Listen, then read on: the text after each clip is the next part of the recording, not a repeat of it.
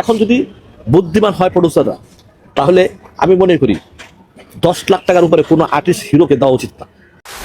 আরে ভাই ভাই, পরিচালক ইকবাল সাহেবও এখন যুক্ত হয়েছেন নতুন করে হল মালিকদের সাথে। কারণ হল মালিকরা কিছুদিন ধরেই আন্দোলন বা তাদের বিভিন্ন ধরনের অভিযোগ একসাথে মিটিং করে তারা পেশ করেছেন বিভিন্নভাবে। সেই সাথে এখন যুক্ত হয়েছেন ইকবাল হোসেন। ইকবাল সাহেবও বলতেছেন আসলে যে কোনো প্রযোজক এবং পরিচালকের উচিত নয় 10 লক্ষ টাকার বেশি কোনো শিল্পীকে দিতে। কারণ ইতিমধ্যে সাকিব খান 1 কোটি টাকার কাছে চলে গেছে, তার প্রতি মুভি করার সাথে 1 কোটি টাকা তাকে দিতে হয়। এই জন্য পরিচালক এবং প্রযোজকদের অনেক সময় হিমশিম খেতে হয় এবং হল মালিকরাও সেই চড়া দামে সাকিব খানের মুভি নিয়ে চালাতে হয়। সেজন্য হল মালিকরা বলতেছে তাদের লস হচ্ছে এবং প্রযোজক এবং প্রযোজনা তারা কিছু না বললেও ইকবাল সাহেব সরাসরি বলতেছেন তারা কেউ টাকা উঠাতে পারে না, তাদের প্রত্যেকেরই লস। এই ধরনের কথা তিনি সরাসরি সবসময় খোলাসাভাবে বলেন।